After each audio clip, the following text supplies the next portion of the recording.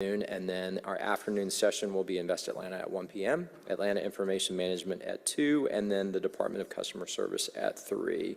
And for those that are watching online, there is an electronic copy of the budget book, and all presentations that are being utilized by our departments can be found under the proposed FY24 budget tab on the Finance Executive Committee page of the City Council website.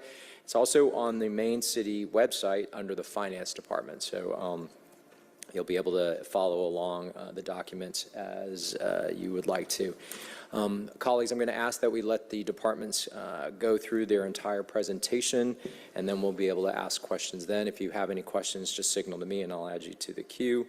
The last thing I will say is that for the City Auditor's Office, it's page 385 in your budget book. And with that, I'm going to hand it over to Ms. Amanda Noble. Have you introduce your team, and you have the floor. Thank you. Good morning. I'm Amanda Noble, City Auditor, and I have with me Stephanie Jackson, Deputy City Auditor, and Michael Jones, Performance Audit Manager. So the City Auditor's Office promotes honesty, efficiency, effectiveness, and accountability in city government.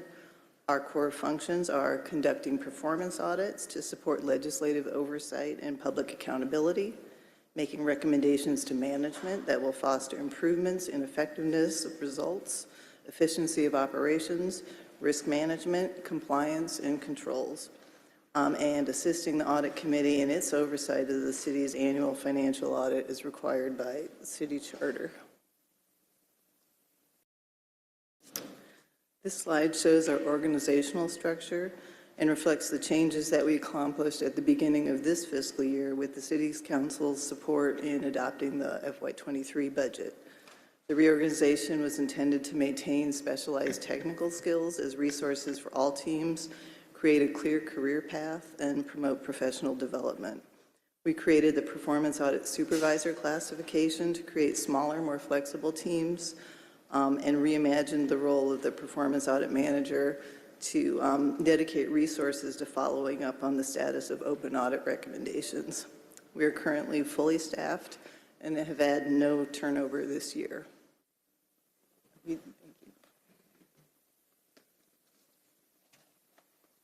Here are some of the highlights of the current fiscal year.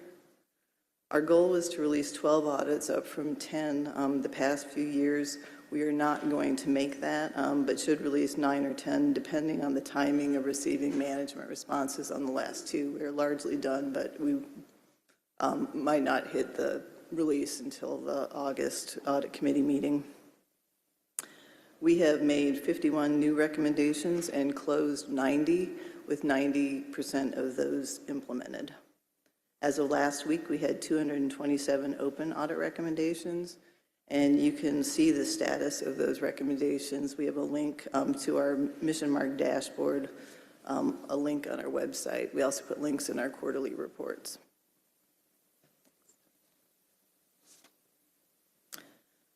Our proposed budget for FY24 is $3.7 million, a 1.5% decrease from last year. We are split funded. The decrease is in the general fund. The proposed budget decreases our general fund budget by 4% and increases our funding in airport and watershed funds by 1.4%. The proposed budget keeps our headcount at 18 positions. All of our positions are split funded.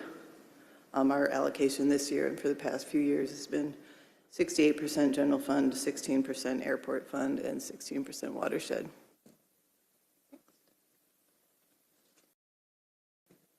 This slide shows a snapshot of the decrease. This current fiscal year, we over budgeted our personnel costs. We were able to shift some of that funding to contracts, which we needed to do to cover an amendment in the financial audit. The FY24 budget continues that shift.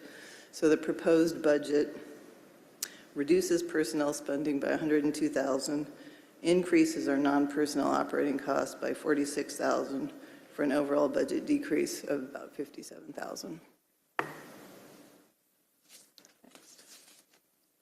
And then this slide shows our summarizes our budget by major expense category. So we're budgeted just over $2 million for personnel, $1.6 million for contracts, which is nearly all for the financial audit. And then everything else, supplies, training, memberships, audit committee expenses, which on this graph rounds to $0, is actually about $44,000. Next. And then this slide shows our fiscal year 24 priorities. So our priorities are to continue building on the investments we made in the last 2 years in people and technology. We will focus on ensuring that our written procedures align with the changes we made implementing software and reorganizing staff and in staff development. We've been making really good progress in implementing, the mission mark, implementing the follow-up recommendations. And that will continue to be a priority in fiscal year 24. We'll continue to work with departments to train the business owners how to submit progress reports in Mission Mark and upload documents to support the implementation status of the recommendations as required by the charter change. We're also having success behind the scenes with continuous audit. We worked with assigned departmental investigators to clean up existing access in Oracle ATL Cloud, to fine-tune controls to reduce false positives. During the cleanup process, we had identified several instances of inappropriate access granted citywide and worked with departments to remediate those issues. We've also been monitoring for individuals that are employees and registered suppliers to notify either department or ethics, Department of Procurement or ethics, to take action if warranted. As we complete data cleanup, which we're nearly done with procurement and working with AP, so we still have to work with HR. That's been a little bit delayed by the Oracle OTL configuration, Oracle time and labor, configuration. But as we complete the data cleanup, we plan to develop a reporting dashboard, and hopefully we'll get to that in fiscal year 24. And finally, we're developing a new audit, annual audit planning risk assessment model that includes more management input. So, questions? All right, we've also been joined by Councilmember Matt Westmoreland. Thank you for the presentation. We'll open it up for questions. I'm going to start with a couple simple ones. Number one is in the budget book, you mentioned that your head count is staying flat at 18. The budget book does show an increase to 19. Is that just a typo? No, that was a mistake in the HCM module. Okay. As of February. It's been corrected in HCM, but that didn't carry through to the budget book. Okay. All right. Just because the first question I was going to ask was like with an increase in head count that, yeah, your payroll dollars were going down, but then you explained, even if it's flat, that the reason why. So I think with this department's work, for me, I think the two big kind of levers here are, one is volume, just the quantity and amount of work that you're able to accomplish, the different reviews, and you said that your target is still to try and do 9 or 10 a year, just depending on pace and how they go. Is that, because I think the public does get a lot of just comfort and reassurance that there is an independent group that's looking at our processes, looking at the financial pieces of it. For a city of our size and the level of activity across most of it has to do with funds, but that might be one barometer. The other might be just number of staff, city employees. Do y'all feel like that's an appropriate amount? And I guess what I'm getting at is, if it isn't, is the answer always just more people? I don't know if that is kind of looking at, when I do the budget mental exercises, it's kind of okay, what are the incremental dollars that drive incremental activity? So it's a long-winded question, but your thoughts on that? Well, we actually increased our target. So our target is 12. We just didn't make it this year. Yeah. That's okay. And part of what drives the target how many we can get out is scope. So if we took slightly smaller bites, we could get out more reports. So that's on us. We need to scope it a little bit. Some of them a little bit smaller, and the average hours. If you look at the overview in the book, we try to, if we try to hit 1,400, we could get 12. We've been averaging more than that. Okay. And that's an internal process for us. We did, I think, can't remember last year, it might have been Councilmember Hillis asked about the average cost. So I did calculate our cost, our hourly cost is about $107, which is competitive. So if we hit our target for per hour per audit, then it would be about $150,000, which is reasonable. So do you feel like that level is appropriate for a city of our size? And the reason I feel like we don't ever have any shortage of ideas of things that we would like to get looked at, right? And then it's really, we kind of dump those on y'all, and then y'all have to sift through and triage and figure out, okay, this is what we want to prioritize based on our bandwidth. But yeah, I just was curious in terms of if we were to step on the accelerator, is it appropriate, first of all, and then how would we do it? Yeah, I'm not sure if I have a good answer. I have to think about that a little bit more. I did just get a hold of a benchmarking report from Association of Local Government Auditors and need to check and see what other peers are doing. I just put it out there because, again, I mean, we keep growing. I mean, our budget keeps growing, our headcount keeps growing, and to the extent that the review and the oversight should pace that, I think we should. That's the policy conversation that I like to have. The other angle I wanted to get at has to do with closing out of the recommendations. We've talked about this. We talked about this in committee. The last thing you want to do is actually step on the accelerator, get more reviews done, have all these recommendations, and basically just creating a backlog of unclosed ones. The other side of it, too, that you and I have talked about is, though, sometimes it can get overwhelming. Like, you want folks to focus on what I call the $100 issues.